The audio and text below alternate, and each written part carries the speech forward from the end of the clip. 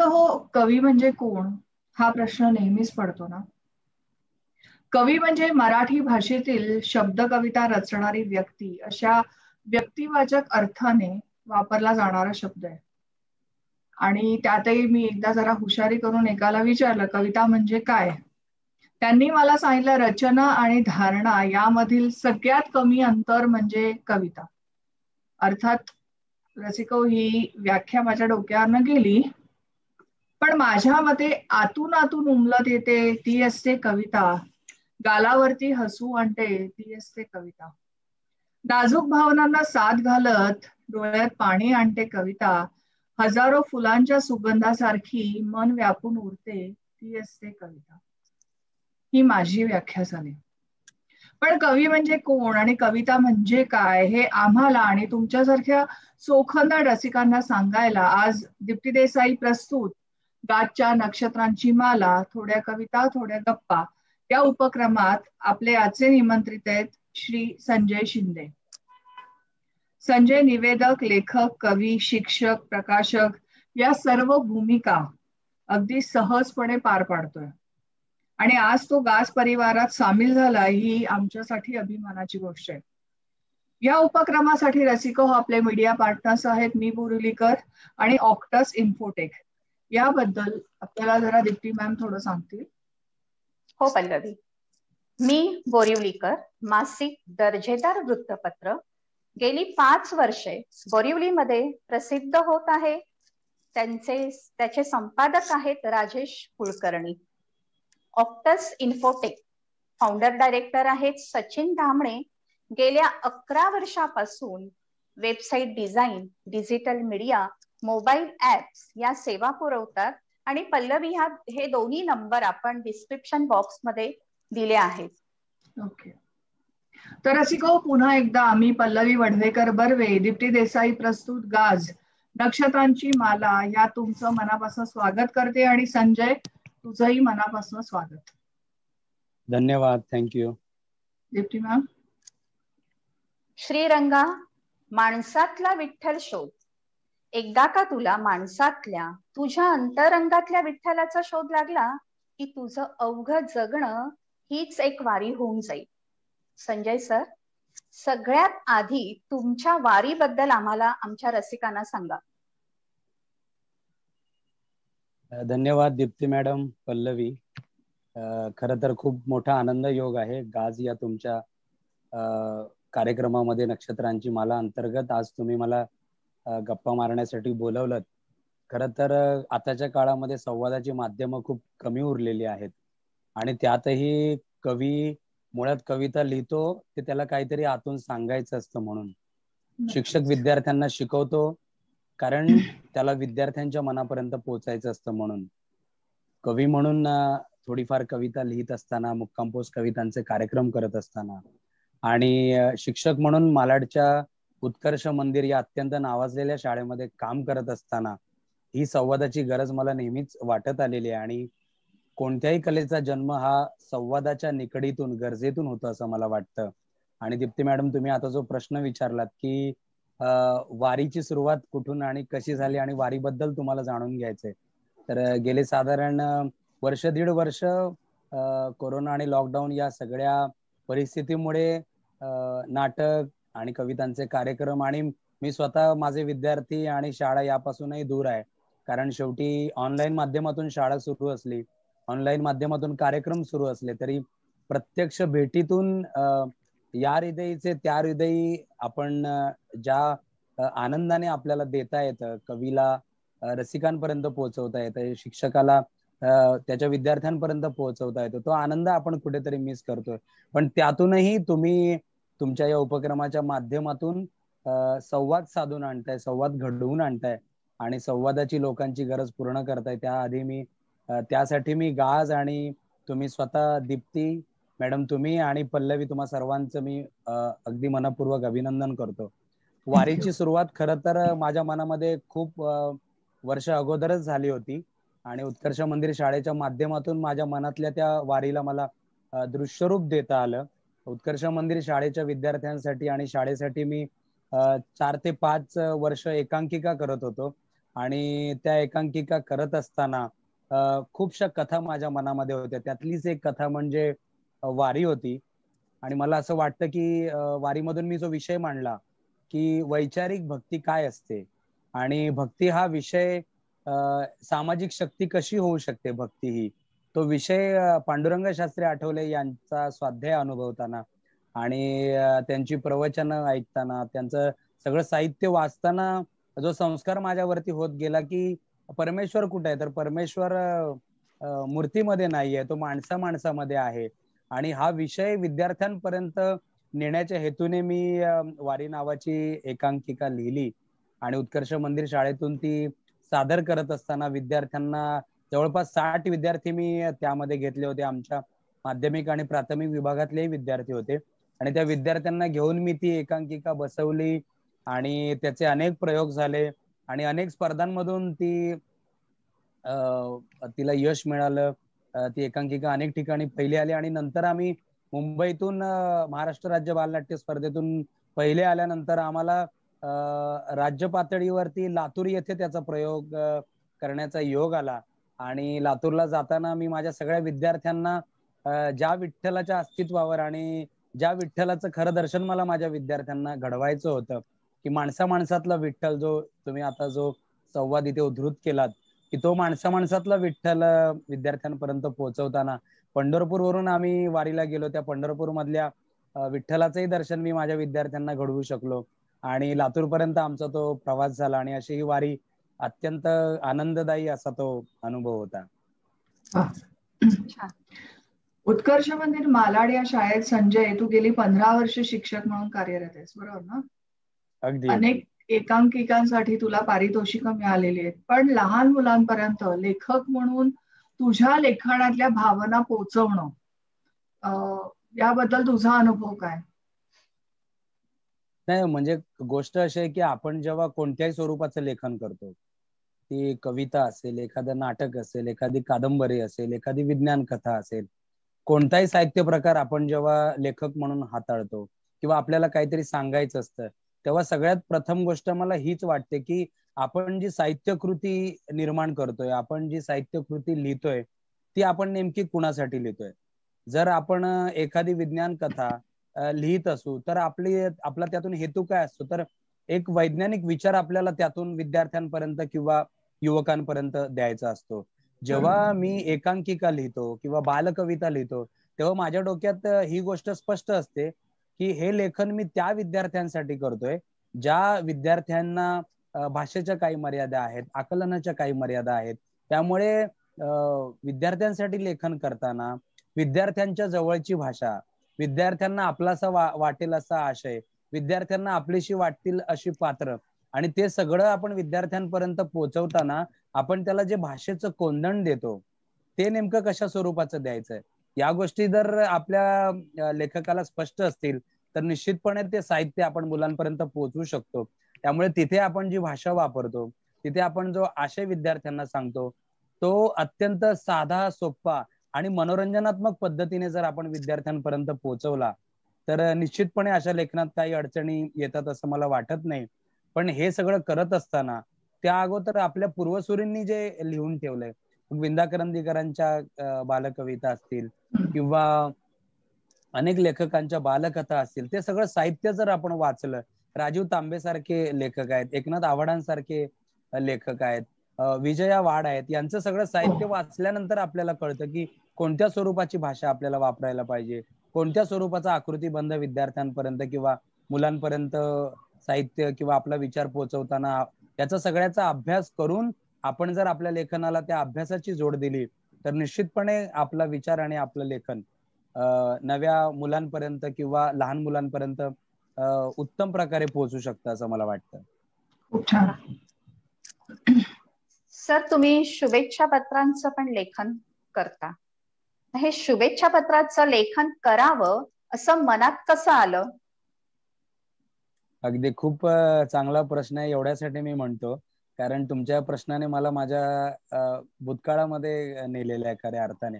कारण मला आठवतोय तो काळ जेव्हा मी 11वी-12वीला होतो वसईच्या वर्तक कॉलेजमध्ये. नंतर मी 13वीला प्रवेश घेतला आणि त्या काळात कांदिवली सारख्या एका छोट्याशा उपनगरातून पुन्हा मी दादर आणि वसई अशी जी मला वाटतं दादर हे आपलं मुंबईचं सांस्कृतिक केंद्र आहे असं मला वाटतं. दादर असेल, विलेपार्ले असेल, तर दादरला त्या निमित्ताने माझं येणं जाणं व्हायला लागलं त्या काळामध्ये, जेव्हा मी शालेय जीवनातून महाविद्यालयीन जीवनामध्ये प्रवेश केला. आणि त्यानंतर माझ्या घरची पार्श्वभूमी अगदी साधी आणि माझे आई बाबा दोघंही शैक्षणिक दृष्ट्या अशिक्षित असल्यामुळे मराठी साहित्य आणि ही शुभेच्छा पत्र याच्याशी माझा खूप कमी परिचय होता शालेय जीवनामध्ये. पण जेव्हा मी महाविद्यालयीन जीवनामध्ये प्रवेश केला आणि मी दादरला गेलो, तिथे मी पाहिलं की मॅजेस्टिक बुक डेपो असेल किंवा शिवाजी मंदिर सारखं नाट्य मंदिर असेल, तर नेहमी माझं तिथे येणं जाणं वाढलं. मी पुस्तक प्रदर्शन, आयडियल बुक डेपो मध्ये पुस्तक प्रदर्शनं पाहिले आणि मला हळूहळू मराठी साहित्य ज्या कथा मी शालेय जीवनामध्ये मराठी विषय अभ्यासताना अभ्यासल्या होत्या, ज्या कविता अभ्यासल्या होत्या, तिथे मला मंगेश पाडगावकरांचे कविता संग्रह वाचायला मिळाले, पाहायला मिळाले. दादरला ते जे वाचनालय आहे छबिलदास रोडला खूप मोठं, तिथे मी नंतर प्रवेश घेतला, तिथला सभासद झालो. आणि मराठी साहित्याशी असा परिचय होत असताना स्पेक्ट्रा एंटरप्राइजेस नावाचं छबिलदास रोडलाच एक खूप मोठं मराठी शुभेच्छा पत्राचं दुकान आहे, आजही आहे. तर मुंबईमध्ये ते असं एकमेव ठिकाण आहे जिथे आपल्याला मराठीतली सगळी मार्क्स, आर्चीज अशा सगळ्या गाजलेल्या कंपन्यांची, मोनार्क कंपन्यांची शुभेच्छा पत्र मिळतात. आणि तेव्हा प्रसाद कुलकर्णी त्या काळामध्ये खूप सुंदर मराठी शुभेच्छा पत्र लिहित होते आणि मराठी शुभेच्छा पत्रांमध्ये त्यांचं खूप मोठं नाव होतं. तर तिथे मी गेल्यानंतर ती सगळी शुभेच्छा पत्र पाहिल्यानंतर मला ती खूप आवडायला लागली. त्यातले सगळे संदेश मी वाचायला लागलो आणि मराठी शुभेच्छा पत्र ती वाचत असतानाच तेव्हा मी मराठी शुभेच्छा पत्र लिहायला लागलो. आणि तिथे विश्वास नावाचा माझा एक अत्यंत चांगला मित्र होता, कारण मी त्या दुकानात खूप वेळा जायचो. त्याची माझी खूप छान दोस्ती झाली. आणि मग त्याच्याशी एकदा गप्पा मारत मारत चहा पित असताना त्याला मी सांगितलं की मी सुद्धा अशी खूप शुभेच्छा पत्र लिहिलेली आहेत. ती मी त्याला दाखवली. तो जरी दुकानदार असला तरी त्याचा मराठी भाषेचा खूप छान अभ्यास होता. आणि एखाद्या ग्राहकाने जर त्याच्याकडे मला अमुक एक प्रसंगासाठी आवश्यक असं शुभेच्छा पत्र हवंय असं सांगितलं, तर खूप चांगली शुभेच्छा पत्र तो ग्राहकांना उपलब्ध करून द्यायचा. त्यामुळे त्याचं भाषेवर खूप छान प्रभुत्व होतं. तो खूप छान भाषा त्याला कळत होती, उमजत होती. आणि त्याने मला नंतर मोनार्क सारख्या एका ग्रीटिंग कंपनीचा संदर्भ दिला. तिथे मी गेलो आणि सुरेश शाह नावाचे त्यांचे मालक आणि आम्ही नंतर खूप अशी म्हणजे जवळपास 1 ते 1,500 शुभेच्छा पत्र मी त्यानंतर वेगवेगळ्या माध्यमातून लिहिली. आणि तिथेच प्रसाद कुलकर्णी यांच्याशी माझी मैत्री झाली. आणि पल्लवी आणि कदाचित दीप्ती मॅडम तुम्हालाही माहित असेल की तिथून प्रसाद कुलकर्णी आणि मी आमच्या मैत्रीचाही खूप चांगला सिलसिला तिथपासून सुरू झाला. नंतर मी प्रसाद कुलकर्णी यांच्या कवितांवरही कार्यक्रम केले. माझी पुस्तक प्रकाशन संस्था आली, त्यातून मी प्रसाद कुलकर्णी यांचाही कविता संग्रह प्रकाशित केला. तर असा तो सगळ्या शुभेच्छा पत्रांचा खूप आनंददायी प्रवास होता. आणि नंतर मात्र मी एका विशिष्ट कालावधीनंतर शुभेच्छा पत्रांचं लिखाण थांबवलं आणि मराठी कविता, मराठी पुस्तक प्रकाशन आणि या सगळ्या गोष्टींकडे वळलो आणि मला त्या कामामध्ये खूप जास्त आनंद मिळायला लागला. अरे वा. संजय, अष्टगंध आणि तुझा अत्यंत जवळचा विषय म्हणजे मुक्काम पोस्ट कविता, याबद्दल आम्हाला आणि आमच्या रसिकांना काय सांगशील? म्हणजे मला तर मुक्काम पोस्ट माहितीच आहे, पण रसिकांना. खरं तर मला असं वाटतं की मी शुभेच्छा पत्र लिहिली किंवा मी वारीसारख्या एखादं छानशी एकांकिका विद्यार्थ्यांसाठी लिहिली, ही चांगलीच गोष्ट आहे. मला खूप आनंददायी आनंद देणाऱ्या या सगळ्या गोष्टी आहेत. पण मला जर असं कोणी प्रश्न विचारला की आतापर्यंत मी माझ्या आयुष्यात केलेलं छोटस पण अत्यंत चांगलं काम कोणतं, तर मला असं वाटतं मुक्काम पोस्ट कविता. अष्टगंध प्रकाशन ही माझी पुस्तक प्रकाशन संस्था आहे. पण आपल्याला माहिती आहे की पुस्तक प्रकाशन संस्था अनेक आहेत, त्यातच एक माझी अष्टगंध प्रकाशन पुस्तक प्रकाशन संस्था आहे. त्यातूनही मी खूप वेगळं काम करण्याचा प्रयत्न आतापर्यंत केलेला आहे आणि इथून पुढेही करणार आहे. पण मला असं वाटतं की मुक्काम पोस्ट कविता हा माझा जो उपक्रम आहे, त्या उपक्रमाने मला आतापर्यंत जो आनंद आणि जे समाधान दिलेलं आहे ते माझ्यासाठी खूप मोलाचं आहे. तर मुक्काम पोस्ट कविता हा कार्यक्रम पण मी आणि माझे काही मित्र असेच आम्ही गप्पा मारत मारत त्या कार्यक्रमाची संकल्पना मला सुचली आणि तो कार्यक्रम सुरू झाला. तर कवितेच्या क्षेत्रामध्ये वावरताना मला एक गोष्ट खूप अशी खूप मनापासून अशी जाणवत होती की मराठी कवितेमध्ये खूप मोठ्या प्रमाणावर गट तट आहेत. अगदी मोकळेपणाने पण कुणावरही राग न धरता मी ही गोष्ट इथे नमूद करतोय की इतके गट मराठी कवितेमध्ये अजूनही अस्तित्वात आहेत आणि आधीच्या काळामध्ये तर खूप मोठ्या प्रमाणावर अस्तित्वात होते. आता मुक्काम पोस्ट कविता असेल किंवा पारकातल्या कविता किंवा संकेत आणि गीतेश नावाचे माझे मित्र एक कार्यक्रम करतात. अशा खूपशा कार्यक्रमातून सध्या मराठी कवितेमध्ये बऱ्यापैकी खूप चांगलं वातावरण आहे. कारण तेव्हा जेव्हा मी मराठी कवितेच्या क्षेत्रामध्ये नुकताच प्रवेश केला होता तेव्हा अशी गोष्ट होती की मागच्या पिढीतले जे ज्येष्ठ कवी होते त्यांना नव्या पिढीची कविता आपण वाचावी, ती समजून घ्यावी असं वाटत नव्हतं. आणि त्याचाच उलटा परिणाम असा व्हायचा की नव्या पिढीलाही असं वाटायचं की जुन्या पिढीतले ज्येष्ठ पिढीतले कवी जर आपली कविता समजून घ्यायला तयार नाहीत तर आपण त्यांची कविता का वाचायची. त्यामुळे ज्येष्ठ पिढी आणि नवोदित पिढी यांच्यामध्ये एक अंतर निर्माण झालं होतं. बरं, मराठी कवितेमध्ये आकृती बंधावरून इतके गटतट निर्माण होते की मुक्तछंदात मध्ये कविता लिहिणारा एक गट होता, वृत्तबद्ध कविता लिहिणारा एक गट होता, गझल नावाचा सुरेश भटांनी मराठीमध्ये रूढ केलेला काव्य प्रकार, त्याच्यामध्ये गझल लिहिणाऱ्या कवींचा एक नवा गट तयार झाला होता. 90 नंतर उत्तर आधुनिक कविता नावाचा एक प्रकार सुरू झाला आणि जागतिक इंग्रजी भाषेमध्ये ती मोठ्या प्रमाणावर गद्य कविता लिहिली जाऊ लागली. त्याचा प्रभाव मराठीमध्ये अनेक कवींवर पडला आणि मराठीमध्ये सुद्धा चांगल्या स्वरूपाची गद्य कविता लिहू लागली, तर गद्य कविता येऊ लागली. तर मराठीच्या आकृती बंधावरून असे अनेक गटतट निर्माण झाले होते आणि पुन्हा तिथे अजून सूक्ष्म आपण त्या सूक्ष्मतेकडे अजून त्यामध्ये सूक्ष्म विचार केला तर मराठी कविता सादर करून रसिकांची वाहवा करणारे कवी असतील त्यांचा एक गट तयार झाला आणि काही कवींचा कविता सादरीकरणाला आणि कवितेच्या कार्यक्रमांनाच विरोध होता. तर ते सगळे कवी होते त्यांचा एक म्हणजे इतक्या मोठ्या प्रमाणावर मराठी कवितेमध्ये गटतट निर्माण झाले होते की म्हणजे अगोदर आपल्याला माहिती आहे पाडगावकर, करंदीकर किंवा नामदेव ढसाळ किंवा ग्रेस अशा अनेक कवींची 1,000 पुस्तकांची काव्यसंग्रहाची आवृत्ती संपत होती आणि नंतर मात्र ती 500 वरती आली, पुन्हा 300 वरती आली, 200 वरती आली. तर या सगळ्याचं कारण मला असं वाटत होतं की कुणीच दुसऱ्या ज्या स्वरूपाची कविता लिहितो त्या स्वरूपाची कविता लिहिणाऱ्या गटामध्ये तो कवी समाविष्ट होतो आणि इतर स्वरूपाची कविता लिहिणाऱ्या कवींची पुस्तकही तो घेत नाही, त्यांची कविताही तो अप्रिशिएट करत नाही आणि त्यांची कविताही तो वाचत नाही. इतक्या चुली मराठी कवितेमध्ये तयार झाल्या होत्या की खूप मोठ्या प्रमाणावर मतभेद आणि हळूहळू त्या मतभेदाचं रूपांतर मनभेदामध्ये होत होतं. त्यावेळी मला असं वाटलं, मग त्यावेळी मी होतो स्वतः, माझ्यासोबत विजय बेंद्रे नावाचा माझा कवी मित्र होता, पंकज दळवी होता, शिल्पा देशपांडे होती, असे काही कवी सोबत घेऊन मी एक त्यांच्यासमोर मांडलं की आपण एक कार्यक्रम सुरू करूया ज्याच्यामध्ये आपल्याला असे अनेक वेगवेगळ्या स्वरूपातले कवी एकत्र एका मंचावरती घेता येतील आणि मराठी कविता जमेल तितकी आपण रसिकांपर्यंत नेण्याचा प्रयत्न करू. आपली ओंजळ खूप छोटी आहे याची मला पूर्णपणे तेव्हाही जाणीव होती आणि आजही आहे. तेव्हा आम्ही तो प्रवास सुरू केला आणि नंतर मग त्याला खूप चांगलं स्वरूप येत गेलं. पहिलं सत्र आम्ही मराठीतल्या नवोदित कवींचं घ्यायला लागलो, त्यामध्ये 5 कवी, आणि दुसरं सत्र आम्ही जे घेतो ते मराठीतल्या ज्येष्ठ कवींचं घेतो. म्हणजे याचा हेतू इतकाच आहे की नवोदित कवींची कविता ज्येष्ठ कवींनी ऐकावी, समजून घ्यावी, त्यातल्या काही चुका असतील तर अगदी मनमोकळेपणाने त्या सांगाव्यात आणि जुन्या पिढीची कविता का श्रेष्ठ आहे, त्यांचं सादरीकरण का श्रेष्ठ आहे ते नव्या पिढीतल्या अनेक कवींनी समजून घ्यावं म्हणून आम्ही दुसऱ्या सत्रामध्ये ज्येष्ठ कवींची मैफिल ठेवली. असे 10 कवी आणि त्याचा सूत्रधार मी, असे आम्ही जवळपास आतापर्यंत 31 कार्यक्रम केले आणि त्याला मराठी रसिकांनी इतका उदंड प्रतिसाद दिला.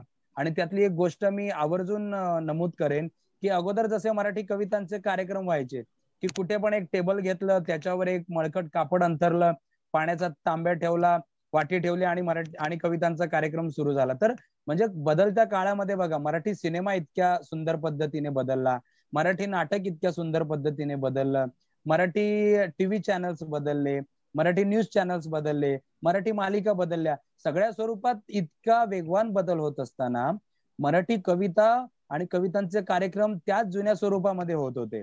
तर मला कुठे वाटत होतं की कुठेतरी मराठी कवितांचे कार्यक्रम पण अत्यंत उत्तम दर्जाचे व्हावेत, म्हणून आम्ही मराठी कवितांचे कार्यक्रम नाट्यगृहामध्ये केले.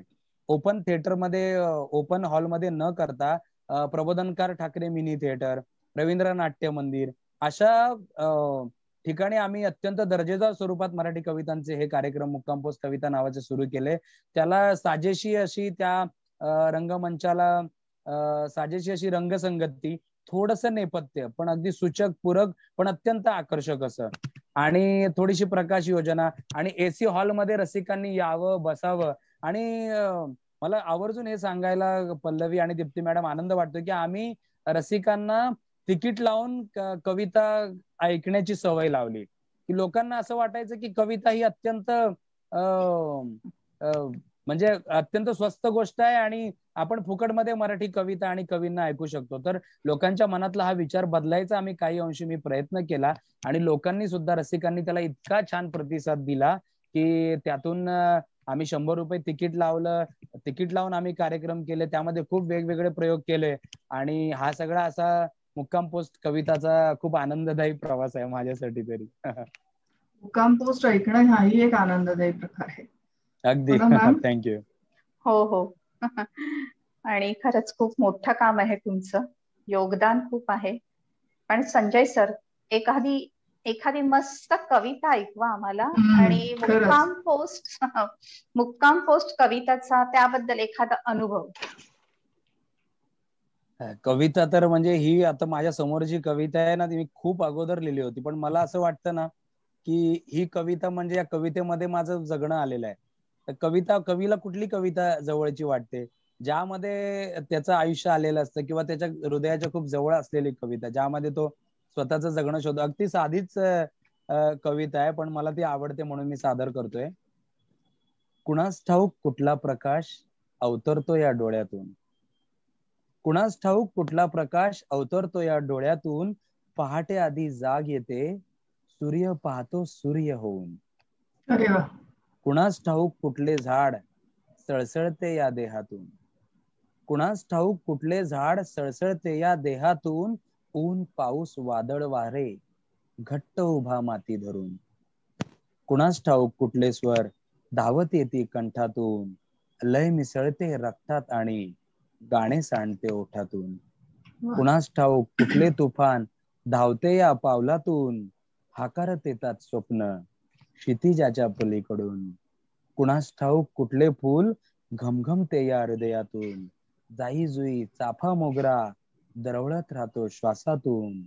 कुणास ठाऊक कुठला पाऊस रिमझिमतो या मनातून, कुणास ठाऊक कुठला पाऊस रिमझिमतो या मनातून, उमटत जातात शब्द आणि अवतरते कविता आत्म्यातून, उमटत जातात शब्द आणि अवतरते कविता आत्म्यातून. सुपर्ब. तर अशा या सगळ्या कविता आणि उपकवितांच्या प्रवासातले अनुभव तर म्हणजे खूप आहेत. मला ते आता सगळे सांगता येणार नाही, पण अगदी आवर्जून सांगायचं तर जेव्हा आमचा 25वा मुक्काम पोस्ट कवितेचा 25वा कार्यक्रम झाला, त्यावेळेच्या खूप आठवणी आहेत. म्हणजे तो आम्ही प्रबोधनकार ठाकरेमध्ये अत्यंत खूप चांगल्या प्रमाणात सेलिब्रेट केला, आणि तोपर्यंत जवळपास 100 कवी मुक्काम पोस्ट कवितेच्या कार्यक्रमात येऊन गेले होते, आणि त्या सगळ्या 100 बरं मी कार्यक्रमामध्ये असं म्हणजे खूप आवर्जून ही गोष्ट मी पाळली होती की अगोदर कसं कोणताही कार्यक्रम म्हटलं ना की ते रसिक एकतर कलेचा आनंद घ्यायला आलेले असतात, आणि आपण ते अध्यक्षांचा सत्कार, मग उपाध्यक्षांचा सत्कार, मग याला शाल द्या, त्याला श्रीफळ द्या. मी आतापर्यंत मुपो कवितेच्या एकाही कार्यक्रमात एकाही कवीचा शाल, श्रीफळ किंवा पुष्पगुच्छ देऊन सत्कार केलेला नाही. मी कवींना नेहमी हे म्हणतो की तुम्हाला देण्या इतकी तुमची कविता इतकी श्रेष्ठ आहे की त्याची परतफेड मी शाल, श्रीफळ किंवा पुष्पगुच्छ याच्यामध्ये करू शकत नाही. तुम्ही तुमची कविता सादर केल्यानंतर उपकवितेसाठी उपस्थित असलेले रसिक तुमच्यासाठी ज्या टाळ्या वाजवतात किंवा कधी कधी एकही टाळी वाजत नाही, त्यांच्या डोळ्यातून जी अनमोल दाद तुम्हाला मिळते, याच्यापेक्षा अधिक मी तुम्हाला काहीच देऊ शकत नाही. त्यामुळे कवींनाही या सगळ्या गोष्टींची जाणीव आहे, आणि अनुभव तर खूप आहेत. म्हणजे मला मी मुक्काम पोस्ट कवितेमध्ये सहभागी झालेल्या कवींना काही ना काही मानधन निश्चितपणे देतो त्यांना, कारण मला असं वाटतं की कवितेला किंमत नसते पण कवितेला मूल्य असतं. ते मूल्य देण्याचा माझा प्रयत्न असतो. पण मला खूप भरून येतं त्यावेळी जेव्हा अनेक कवी मी त्यांच्या हातामध्ये ठेवलेलं मानधनाचं पाकीट जेव्हा पुन्हा माझ्या हातामध्ये ठेवतात, किंवा एक देणगीची पेटी आपण मुप कवितामध्ये रसिकांसाठी ठेवतो का, की रसिकांना ज्यांना या कार्यक्रमाला पाठबळ द्यायचंय त्यांच्यासाठी आपण मुप कविताची एक देणगीची पेटी ठेवलेली असते. आणि ती पेटी नंतर आम्ही जेव्हा सगळे अष्टगंधाचे सदस्य सभासद उघडून पाहतो, तेव्हा मला खूप आश्चर्य वाटतं की माझे अनेक कवी मित्र असे आहेत की त्यांना मी दिलेलं पाकिट ते त्या मुप कविताच्या देणगीच्या पेटीमध्ये टाकतात आणि एकही रुपया मानधन न देता घरी जातात. म्हणजे मला वाटतं हे जे डिवोशन आहे ना कवितेसाठी त्या कवींचं, तर ही माझ्यासाठी खूप महत्वाची आठवण आहे. खूप महत्वाची आठवण आहे. कारण कसं आहे की इतर अनेक स्वरूपाचं डिवोशन आणि हे सहकार्य करणारी माणसं आपल्याला, पण हा कार्यक्रम माझा आहे, हा कार्यक्रम आपला आहे आणि याच्यामध्ये माझाही काहीतरी सहभाग असला पाहिजे हे अनेक रसिकांना वगैरे तर वाटतच. पण ज्या कवींच्या कवितांवर हा कार्यक्रम उभा आहे त्या कवींनी मला असं सहाय्य करणं आणि त्या कवींनी या कार्यक्रमाचा हेतू आणि या कार्यक्रमाचं सगळं रूपरेषा समजून घेणं आणि त्याला पाठबळ देणं, मला वाटतं ही या प्रवासातली माझ्यासाठीची खूप आनंदाची गोष्ट आहे. नक्कीच. संजय, तुला शिक्षक क्रेडिट सोसायटीचा 2014 आणि 15 सालचा कर्मवीर भाऊराव पाटील आदर्श शिक्षक पुरस्कार मिळाला. तर त्यावेळी नक्की कुठल्या भावना तुझ्या मनात आल्या होत्या? कारण जेव्हा असा एखादा आपल्याला पुरस्कार मिळतो आदर्श शिक्षक म्हणून, त्याला एक जबाबदारीही वाढल्याची भावना असते. तर तुझ्या मनात नेमकं काय होतं? एक तू अगदी छान वाक्य बोललीस की जेव्हा आपल्याला कोणताही पुरस्कार मिळतो तेव्हा आपल्या मनामध्ये जबाबदारीची जाणीव होते. अगदी खरं आहे. पण म्हणजे खरंच सांगतो की मला माझ्या शिक्षक असण्यामध्ये एकतर माझ्या शाळेचा खूप मोठा वाटा आहेच. कारण माझी शाळा इतकी सुंदर आणि इतकी छान आहे की त्या शाळेने खऱ्या अर्थाने मला जे पंख दिलेत ते पंख घेऊन मी माझ्या सगळ्या कलेच्या क्षेत्रात सुद्धा भरारी मारतो. आणि विद्यार्थ्यांसाठी मला जे काही करायचं असतं त्यासाठी मला माझ्या शाळेने इतकं मोकळं आभाळ दिलंय की त्या मोकळ्या आभाळामुळे खरं तर मी खूप उपक्रम केले आणि त्या उपक्रमाचा परिपाक आणि त्या उपक्रमाची दखल घेऊन मला त्या संस्थेने तो पुरस्कार दिला. आणि पुन्हा एकदा मी तिथेच येतो की कवितेने मला जे काही देणं दिलंय, म्हणजे कवितेमुळे मला मराठी साहित्याची आवड लागली. कवितेमुळे मी मराठी साहित्याचा अभ्यास केला. कवितेमुळे मराठी साहित्याशी मी जोडला गेलो आणि मराठी साहित्याशी जोडला गेल्यानंतर पुन्हा मी मुंबई विद्यापीठामध्ये मराठीतून MA केलं आणि ते MA करत असताना पुन्हा मला मुंबई विद्यापीठाचं गोल्ड मेडल मिळालं. या सगळ्या अचिव्हमेंट ज्या कवितेमुळे मी करू शकलो, माझ्या शाळेमुळे करू शकलो, त्यामुळे मला खऱ्या अर्थाने तो पुरस्कार मिळाला. आणि पुरस्काराने मला हीच गोष्ट सांगितली की माझ्यामध्ये काहीतरी चांगलं करण्याची क्षमता आहे आणि जितकं मी त्याला खत पाणी घालेल आणि जितकी मी त्याच्यावरती मेहनत घेईन तितक्या चांगल्या गोष्टी मी माझ्या विद्यार्थ्यांसाठी करू शकेन, तितक्या चांगल्या गोष्टी मी मराठी कवितेसाठी करू शकेन, तितक्या सकारात्मक आणि सुंदर गोष्टी मी माझ्या पुस्तक प्रकाशन संस्थेच्या मार्फत चांगली चांगली पुस्तकं काढून करू शकेन. तर त्या पुरस्काराने मला खऱ्या अर्थाने खूप बळ दिलं असंच म्हणावं लागेल. ग्रेट. संजय सर, तुम्हाला MA मराठीसाठी सुवर्ण पदक त्यावेळचे मुख्यमंत्री पृथ्वीराज चव्हाण यांच्या हस्ते मिळाले. खरंच अभिमानास्पद गोष्ट आहे. मराठी हा विषय निवडण्यामागे काय भावना होत्या? म्हणजे आता या प्रश्नाचं उत्तर खरं तर या अगोदरच्या सगळ्या प्रश्नांच्या उत्तरामध्ये आलेलंच आहे. पण मी म्हंटल ना की जसं मी महाविद्यालयीन जीवनामध्ये मला एक प्रसंग आठवतोय तो 11वीला मी मुंबईतल्या अनुदत्त विद्यालयामध्ये शिकत असताना माझे शिक्षक खरं तर ज्यांच्यामुळे मराठी कविता माझ्या आयुष्यामध्ये आली ते माझे मराठी विषयाचे तिथले प्राध्यापक DD कांबळे सर. तेव्हा त्यांनी कॉलेजमध्ये एक भित्तीपत्रक सुरू केलं आणि ते भित्तीपत्रक सुरू केल्यानंतर मला अजूनही आठवतंय त्यामध्ये त्यांनी माझी एक कविता प्रकाशित केली होती ज्या कवितेचं नाव होतं असं वाटतं.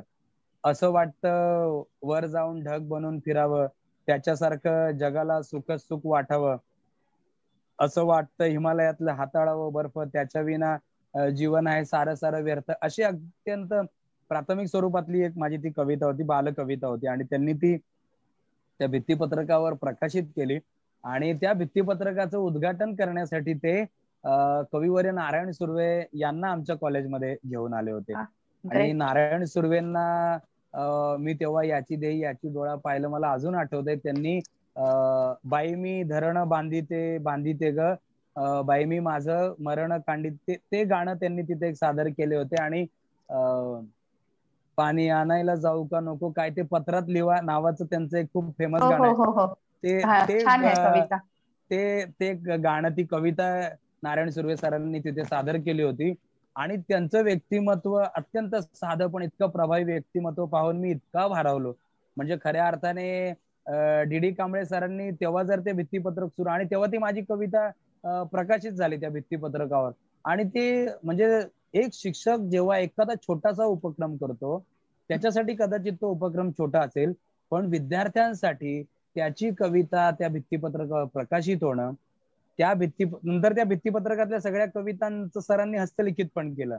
आणि त्या हस्तलिखितामध्ये पण माझी ती कविता होती. म्हणजे एका अर्थाने त्या पुस्तकामध्ये ती माझी कविता आली होती. तर पुस्तकामध्ये माझी कविता येणं आणि त्या भित्तीपत्रकावर माझी ती कविता प्रकाशित होणं, त्याच्यावर निनाद पाटील सारख्या माझ्या एका कॉलेजच्या मित्राने एक सुंदर चित्र पण काढलेलं मला आठवतंय. आणि ती माझ्यासाठी म्हणजे तो टर्निंग पॉइंट होता माझ्या आयुष्यातला.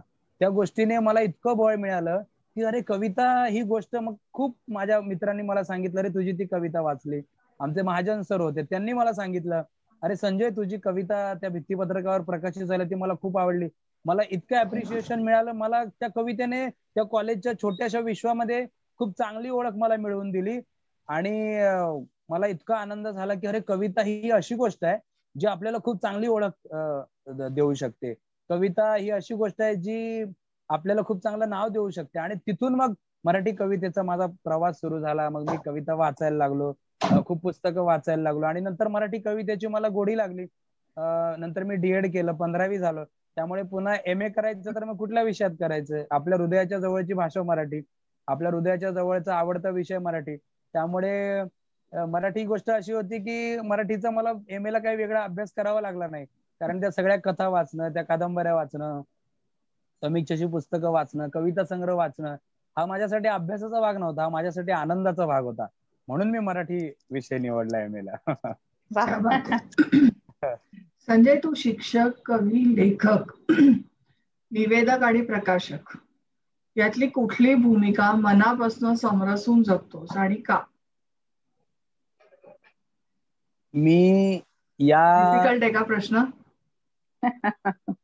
नाही, अत्यंत सोपा आहे प्रश्न एवढ्यासाठी की मी यातली कोणतीही भूमिका अत्यंत मनापासून जगत नाही.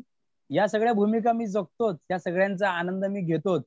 पण माणूस म्हणून माझी जी भूमिका आहे ना, ती माझ्यासाठी अत्यंत आनंदाची, आणि मी माणूस म्हणून अत्यंत समृद्धतेने जगतो.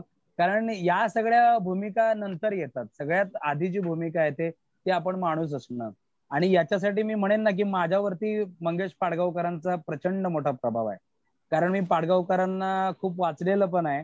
पाडगावकरांच्या आनंददायी कविता ज्या बोलगाणी स्वरूपात पुस्तकामध्ये आहेत त्याही मी खूप वाचल्यात. आणि पाडगावकरांच्या गंभीर स्वरूपाच्या कविता पण मी वाचल्यात. म्हणजे खूप लोक अशी पाडगावकरांवरती शिक्का मारतात की पाडगावकरांनी फक्त टाळ्या वाजवणाऱ्या कविता लिहिल्या, तर असं नाही. पाडगावकरांनी सलाम सारखी एक अत्यंत गंभीर कविताही लिहिलेली आहे. पाडगावकरांनी गौतम बुद्धांसाठीचे खूप छान प्रार्थनाही लिहिलेली आहे. तर मला असं वाटतं ना, कोणत्याही कवीचं मोजमाप करण्या अगोदर आपण तो कवी त्याच्या सगळ्या पुस्तकातून, त्याच्या सगळ्या कार्यक्रमातून, त्याच्या सगळ्या कविता सादरीकरणातून समजून घेतला पाहिजे, अनुभवला पाहिजे. तर माणूस म्हणून जगायला मला खूप आवडतं. याचं कारण हेच आहे की आयुष्यावर प्रेम कसं करायचं हे मला मंगेश पाडगावकरांच्या कवितांनी शिकवलं. त्यामुळे लेखक असणं, कवी असणं, शिक्षक असणं, हे सगळं आहेच. या सगळ्या भूमिका तर नियतीने आपल्याला दिलेल्या आहेत किंवा आपण स्वतःहून ते अनुभवलेत, ते आपल्याला जगायच्या आहेत. पण जेव्हा आपण कुणीच नसतो ना, तेव्हा आपण फक्त आणि फक्त माणूस असतो. त्यामुळे सकाळी उठल्यानंतर आपल्या खिडकीतून उगवणारा जो सूर्य आपल्याला दिसतो ना, तो त्या उगवणाऱ्या सूर्याचा आनंद तुम्ही माणूस म्हणूनच घेऊ शकता. लेखक, कवी, शिक्षक म्हणून घेऊ शकत नाही. पडणाऱ्या पावसांच्या सरीचा आनंद तुम्ही माणूस म्हणूनच घेऊ शकता. कारण लेखक, कवी, शिक्षक आपण जेव्हा असतो ना, तेव्हा आपण किती नाही म्हटलं ना तरी आपल्याला थोडी अहमची लागण झालेली असते, थोडासा अहम आपल्याला चिकटलेला असतो. पण जेव्हा आपण फक्त माणूस असतो ना, तेव्हा परमेश्वराने ही सगळी सुख जी आपल्या सगळ्यांना सारखी दिली आहेत, उगवणाऱ्या सूर्याचा आनंद किंवा मावळणाऱ्या सूर्याचा आनंद, किंवा पौर्णिमेच्या चंद्राचा आनंद, असे सगळे आनंद जे परमेश्वरांनी आपल्याला दिलेले आहेत ना, म्हणजे जेव्हा मोगऱ्याची ओंजळ आपण जेव्हा आपल्या नाकाशी धरतो तेव्हा आपल्याला जो सुगंध येतो, पहिल्या पावसाचा आनंद, एखादं छानसं गाणं ऐकल्यातला आनंद, हे सगळे आनंद आपण लेखक, कवी, शिक्षक म्हणून पूर्ण मोकळेपणाने किंवा पूर्ण समृद्धतेने घेऊ शकत नाही असं मला वाटतं. माणूस म्हणून आपण हे सगळे आनंद खूप छान प्रकारे घेऊ शकतो. त्यामुळे या सगळ्या भूमिका माझ्यासाठी खूप आनंददायी आहेतच, पण मला आवडते ती माणूस म्हणून जगणं, आणि माणूस ही माझी स्वतःची भूमिका मला प्रचंड आवडते आणि ती मी आयुष्यभर जगण्याचा निश्चितपणे प्रयत्न करेन. ऍक्च्युली खूप छान बोललास तू. हे तुझं हे उत्तर आमच्या रसिकांनाही एक इनर साइट म्हणतात ना, एक अंतर्दृष्टी देऊन जाईल, जगण्याकडे नवीन पद्धतीने बघायची. हो ना मॅम? नक्कीच. तरीही संजय सर, एखाद्या कवी सोबत पूर्ण दिवस घालवायला सांगितला तर तुम्हाला कुणासोबत दिवस घालवायला आवडेल आणि त्यांची एखादी कविता सादर करा. दिवंगत कवींपैकी जर मला म्हणालात तर मंगेश पाडगावकरांसोबत मला एक दिवस घालवायला आवडेल. कारण मी एकदा मंगेश पाडगावकरांच्या घरी गेलो होतो. माझा जो बालकविता संग्रह होता पहिला, त्याच्यावर मंगेश पाडगावकरांनी काहीतरी 4 ओळी लिहाव्यात असं मला खूप वाटत होतं. तर मी तेव्हा एक उपक्रम घ्यायचो. माझ्या वर्गातल्या मुलांना मी अनेक लेखक, कवींना पत्र पाठवायला सांगायचो. आणि तेव्हा ठाकूर शाळेमध्ये असताना सर पाडगावकरांची एक कविता मुलांना अभ्यासायला होती. आता उजाडेल अशी काहीतरी, बहुतेक तीच कविता होती. तर मी माझ्या वर्गातल्या विद्यार्थ्यांना, मुलांना पत्र लिहायला सांगितली होती पाडगावकरांना. आम्ही ती सगळी पत्र लिहिली, ते मी पोस्टाच्या पेटीत टाकली आणि त्यासोबत माझं पण एक पत्र होतं आणि त्यावर मी माझा फोन नंबर पण लिहिला होता. तर पाडगावकरांना ती पत्र पोचल्यानंतर त्यांनी मुलांना उत्तर देणार एक पत्र लिहिलं आणि त्याच्या अगोदर त्यांनी मला एक फोन केला आणि फोनवरून मी पहिल्यांदा पाडगावकरांचा आवाज प्रत्यक्ष पाहिला. त्याच्या अगोदर मी अनेक कार्यक्रम असे, म्हणजे पहिल्या रांगेमध्ये बसून दीनानाथला, परत शिवाजी मंदिरला, खूप ठिकाणी, म्हणजे वसंत बापट, विंदा करंदीकर, अशोक बागवे, शंकर वैद्य, खूप जणांचे कार्यक्रम, नलेश पाटील, असे मी पहिल्या रांगेत बसून मी खूप असे ते कार्यक्रम तेव्हा ऐकलेत, ज्याचा उपयोग मला पुढे माझ्या सगळी कारकिर्दी सुरू करताना आणि नंतरही झाला. तर पाडगावकरांचा तो आवाज मला ऐकला, मला प्रचंड आनंद झाला आणि त्यांनी सांगितलं, असं मी पत्र तुमच्या मुलांसाठी पाठवलंय आणि तुम्ही एकदा मला भेटायला घरी याल का? तर माझ्यासाठी तो इतका आनंदाचा क्षण होता. मी लगेच सरांना होकार दिला आणि संतोष आणि वीरेंद्र नावाच्या माझ्या 2 विद्यार्थ्यांना घेऊन मी सायन्सच्या त्यांच्या घरी गेलो आणि तिथे सरांच्या घरी प्रवेश केल्यानंतर तो टेरेस फ्लॅट होता त्यांचा आणि टेरेसवर त्यांची एक छान खोली आणि बाहेर सगळी फुलझाडं वगैरे होती. तर मला ते इतकं छान वाटलं आणि मी तिथे जवळपास 1-1.5 तास आम्ही बसलो होतो आणि त्या सगळ्या 1-1.5 तासामध्ये पण, म्हणजे त्या पाडगावकरांच्या कवितांवर आपण प्रेम करतोच, पण मला असं वाटतं पाडगावकर जे आयुष्य जगायचे ना, त्यांचं आयुष्य ही त्यांची खूप सुंदर कविता होती.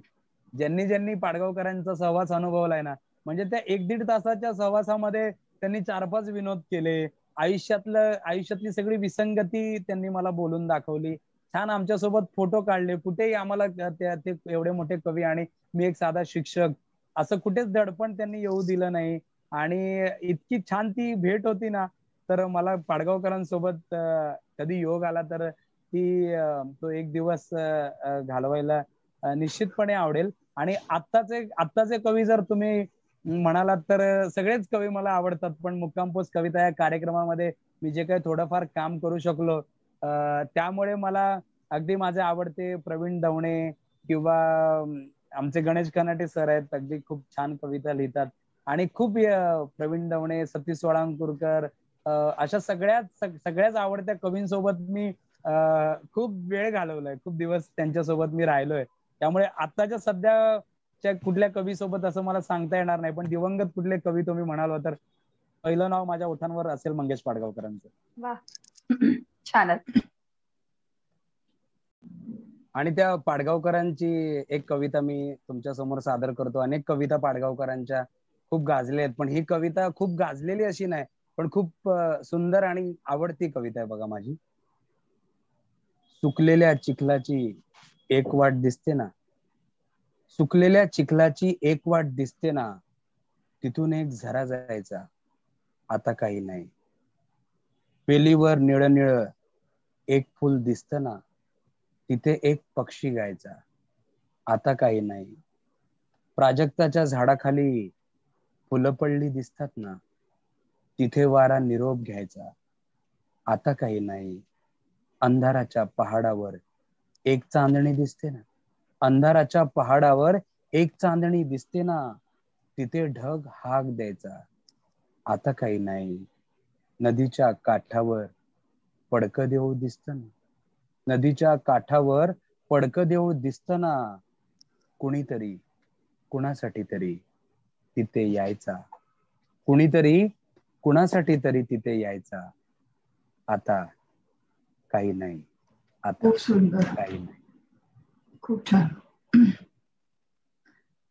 संजय, आता तुझ्यासाठी एक रॅपिड फायर राऊंड आम्ही ठेवलाय. पटकन विचार करून पण एका शब्दात उत्तर तुला द्यायची आहेत. नक्की. म्हणजे तू शाळेतल्या मुलांचे पेपर घेतोच ना, एका शब्दात उत्तर द्या, म्हणजे एका शब्दातच हवं तसं. नक्की. कुठलं पुस्तक वाचून तू खूप अपसेट झालास आणि कुठलं पुस्तक वाचून तुला खूप आनंद झाला? खूप आनंद देणारं पुस्तक म्हटलं तर प्रवीण दवणे यांचं वय वादळ विजांचं. आणि खूप अपसेट झालो भालचंद्र नेमाडेंची हिंदू कादंबरी वाचताना. लिखाण केल्याने मानसिक थकवा येतो की उत्साह वाटतो? तुझं मत काय? प्रचंड उत्साह येतो. Very good. जर ते आपण म्हणजे आवडीचं काम म्हणून केलं तर. वेड बिगारासारखं लेखन केलं तर अजिबात उत्साह येणार नाही. भावनाहीन मनुष्य कविता करू शकतो? नाही, प्रश्न ऐकून आला पल्लवी. भावनाहीन मनुष्य कविता करू शकतो? अजिबात नाही, कधीच नाही. केली तर ती कविता खोटी असेल. उदयोन्मुख कवींना जुन्या कवींनी पाठिंबा द्यावा की नाही? द्यायलाच पाहिजे. आणि पुस्तक प्रकाशनांमुळे एखाद्याची लिखाणाची शैली बदलू शकते का? नाही बदलू शकत. पुस्तक प्रकाशनामुळे नाही बदलू शकत. मॅम? संजय सर, तुमच्या मते मुक्त छंद कविता की छंदबद्ध कविता? फक्त कविता. क्या बात आहे. तुमचे आवडते पण अंडर रेटेड पुस्तक कुठले? नाही, प्रश्न नाही कळला. अंडर रेटेड म्हणजे आहे खूप छान, पण लोकांना, रसिकांना आवडलं नाही किंवा ते पोचलं नाही रसिकांपर्यंत असं. अच्छा, असं पुस्तक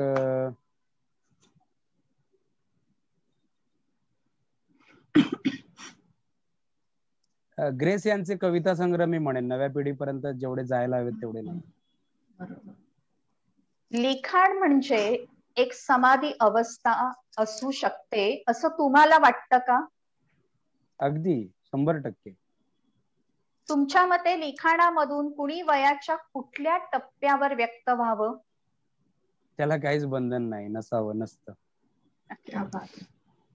कवी, लेखक यांच्याकडे बघण्याचा दृष्टिकोन वेगळाच असतो.